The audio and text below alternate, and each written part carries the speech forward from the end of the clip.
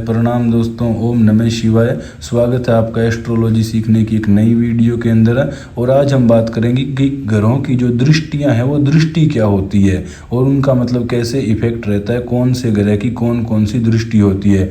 तो दृष्टि का कॉन्सेप्ट ये है कि जो ग्रह जिस खाने के अंदर बैठा होता है उसके अलावा भी किसी खाने को इफेक्ट कर सकता है और वो जिस खाने के ऊपर दृष्टि डालता है उसको इफेक्ट कर सकता है। तो यहाँ पर आप देख सकते हैं कि हर जो ग्रह उसकी सेवंथ दृष्टि तो होती ही होती है। सेवंथ खाना कौन सा होता है? कोई भी खाना उसके आमने सामने वाला होता है, बिल्कुल कि कोई ग्रह यहाँ बैठा है तो वो यहाँ दृष्टि डालेगा, यानी कि ये सेवंथ हो गया इससे, तो ये इससे सेवंथ ये खाना हो गया, इससे सेवंथ ये हो गया। तो ये बिल्कुल जो आमने सामने वाले खाने होते हैं वो सेवंथ होते हैं। और कोई भी ग्रह सीधी सी बात है कि जहाँ बैठेगा तो उसके बिल्कुल अपने सामने वाले को तो वो देखेगा ही ना, उसकी सामने तो नजर होगी। तो सेवंथ दृष्टि उसकी बिल्कुल सामने की दृष्टि होती है, पूर्ण दृष्टि होती है।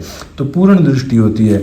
अब क्या है कि कई बार तो बात यहाँ तक बढ़ जाती है कि ऐसा बोलते हैं कि ग्रह जिस खाने में बैठा होता है उसका उतना रिजल्ट नहीं देता, जबकि जहाँ दृष्टि डालता है उसका वो बहुत ज़्यादा रिजल्ट देता है, यानी कि उसकी दृष्टि ज़्यादा प्रभावकारी होती है किसी भी ग्रह की बजाय उसके कि वो बैठा किस खाने में है। तो ये भी एक बहुत इंपॉर्टेंट कॉन्सेप्ट है।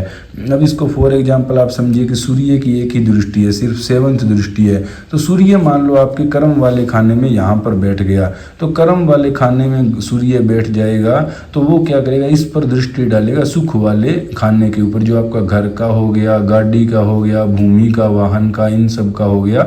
तो सूर्य हो सकता है कि कर्म में भी आपका जो एटीट्यूड है वो बिल्कुल राजाओं जैसा रहेगा, आपके वर्क पैलेस पर आप सूर्य की तरह चमकोगे। लेकिन उसके अलावा सूर्य की दृष्टि से यहाँ पर क्या है कि आपका घर, आपकी गाड़ी, आपका जो सुख है वो भी राजाओं जैसा होगा। तो कर्म में वैसे कमी हो सकती है, लेकिन जहाँ दृष्टि डाल दी उस खाने को तो पूर्ण रूप से मतलब वो संपन्न ग्रह करेगा।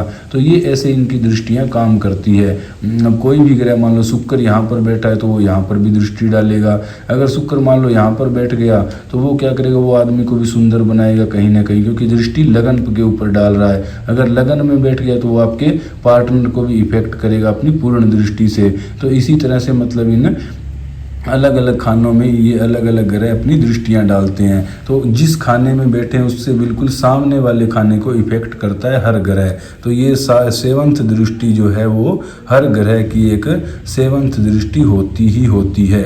ठीक है, तो अब ये सेवंथ तो आप समझ गए, बुध शुक्र कोई भी ग्रह वो बिल्कुल अपने सामने वाले खाने को इफेक्ट कर देगा, वहाँ के अच्छे रिजल्ट दे सकता है, बुरे जैसे भी है वो तो देखना पड़ता है ना, लेकिन अपने से बिल्कुल सामने वाले सेवंथ खाने को इफेक्ट करता है। तो सभी ग्रहों की ये सेवंथ दृष्टि होती है, बिल्कुल सामने हर ग्रह देखता है।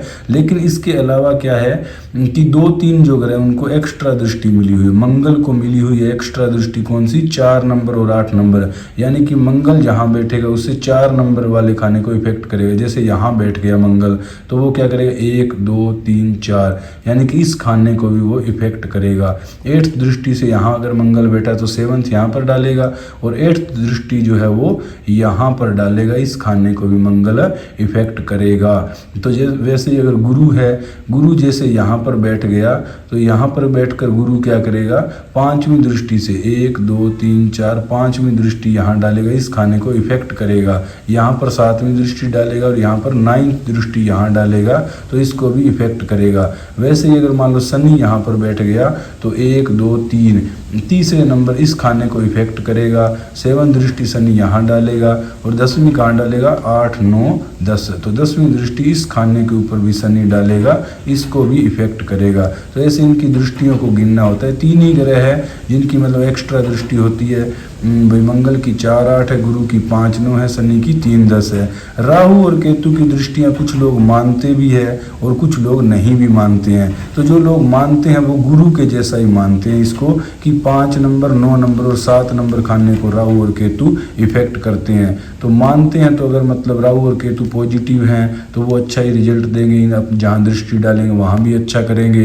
अगर वो नेगेटिव है तो जहाँ वो दृष्टि डालेंगे वहाँ का रिजल्ट खराब करेंगे। तो ये आप मान भी सकते हैं, नहीं भी मान सकते हैं, वो आपके ऊपर डिपेंड करता है। क्योंकि बहुत से अच्छे एस्ट्रोलॉजर है जो नहीं मानते इनकी दृष्टियों को, राहु और केतु को, और बहुत से ऐसे एस्ट्रोलॉजर है जो इनकी दृष्टियों को मानते हैं। ठीक है, यहाँ से आप समझ गए। तो अब हम बात करेंगे कि मंगल, गुरु और शनि की जो दृष्टियां हैं वो क्या करती है, मतलब वो किसी खाने पर जाए तो कैसा इफेक्ट देती है। तो सबसे पहले तो मंगल की जो दृष्टि है वो देख लीजिए। इससे आप जो ये जो काल पुरुष की कुंडलियां, ये जो भाव होते हैं, इनसे हम देख सकते हैं कि इनकी दृष्टियों का क्या महत्व है। जैसे 4 नंबर खाना कौन सा है, आपके सुख का हाउस है। तो मंगल जहाँ पर 4 नंबर की दृष्टि डालेगा वहाँ पर वो क्या करेगा, उस चीज़ से रिलेटेड आपको सुख प्रदान करेगा। और मंगल किस तरह का ग्रह है, वो रक्षा करने वाला है, प्रोटेक्ट करने वाला है। तो जहाँ पर भी मंगल की 4 नंबर दृष्टि जाएगी उनकी चीज़ों को मंगल प्रोटेक्ट करेगा और उससे संबंधित आपको सुख देगा। यानी कि अगर मंगल यहाँ आपके बैठा है कर्म क्षेत्र में और उसने उस यहाँ से लगन पर दृष्टि डाल दी चौथी, तो वो आपके तन को, आपके शरीर को प्रोटेक्ट करने का काम करेगा। अपने शरीर से संबंधित सुख आपको कौन देगा, मंगल यहाँ से प्रोवाइड कराएगा। यानी कि मंगल की जो चौथी दृष्टि होती है वो आपको सुख देने वाली होती है। जिस खाने पर पड़ती है उसकी चीज़ों की रक्षा करने वाली दृष्टि मंगल की चौथी दृष्टि होती है। जहाँ भी मंगल बैठेगा, मान लो मंगल यहाँ बैठ गया तो यहाँ पर बैठकर मंगल क्या करेगा, 1 2 3 4 चौथी दृष्टि अपने जीवन साथी वाले खाने पर डालेगा।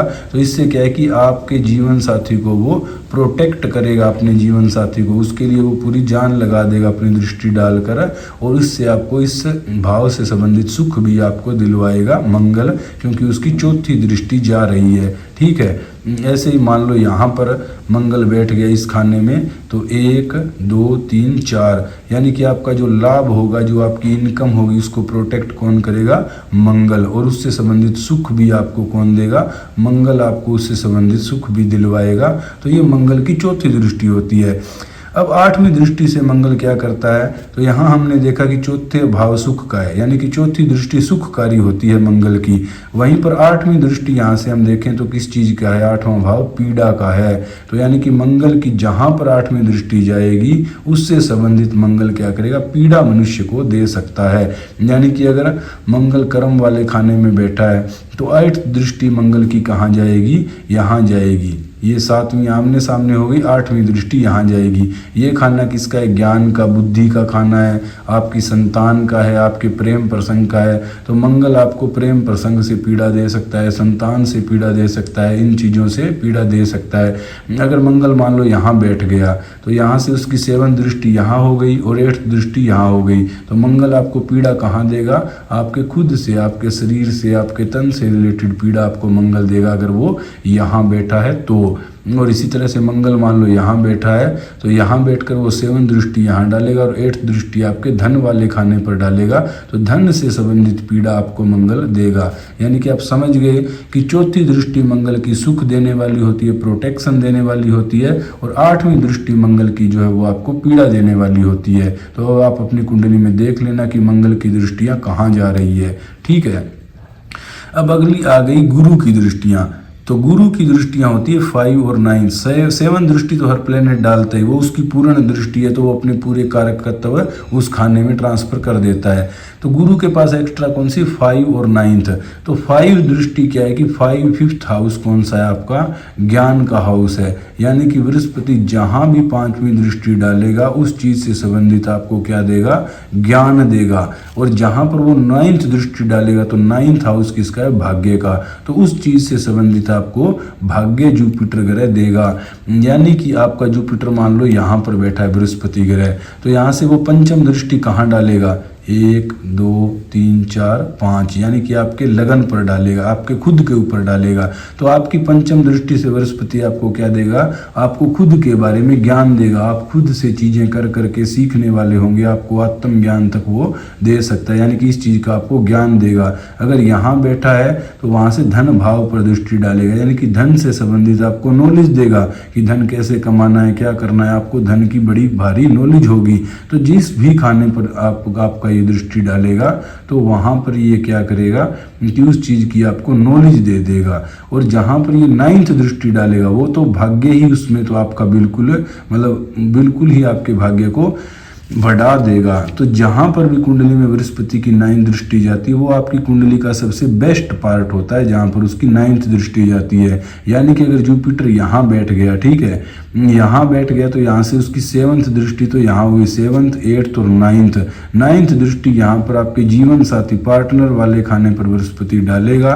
तो ये चीज इसमें आप जीवन में सबसे ज़्यादा भाग्यशाली सिद्ध होंगे, क्योंकि यहाँ पर गुरु की 9th दृष्टि पड़ रही है। अगर गुरु यहाँ बैठ गया तो उसने 9th दृष्टि कहाँ डालेगा, धन भाव पर डालेगा। यानी कि आपको धन से संबंधित कभी कोई कमी नहीं होगी और आपका भाग्यशाली होंगे आप धन के मामले में। अगर गुरु यहाँ बैठ गया तो ये आपके लगन पर 9th दृष्टि डाल देगा।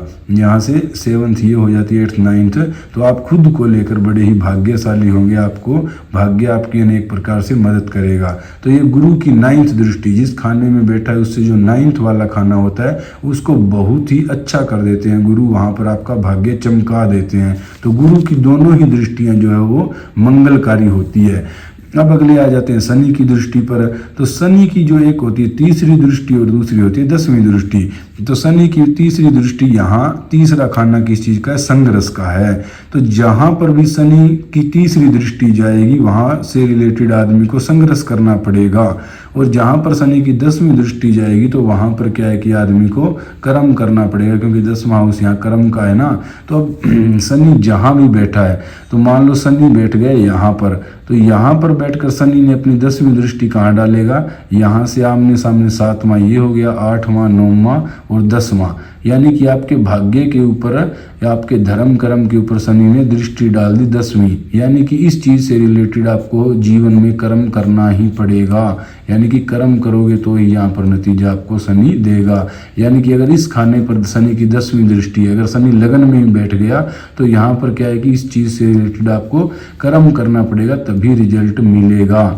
और शनि की तीसरी दृष्टि क्या है, संघर्ष करवाएगी। मान लो शनि यहाँ बैठ गया, शनि अगर यहाँ बैठ गया तो उसकी तीसरी दृष्टि जाएगी 1 2 3 आपके कर्म वाले खाने पर, कर्म क्षेत्र पर जाएगी। तो कर्म के मामले में क्या है कि आप जो भी काम करोगे उसमें आपको संघर्ष करना पड़ेगा।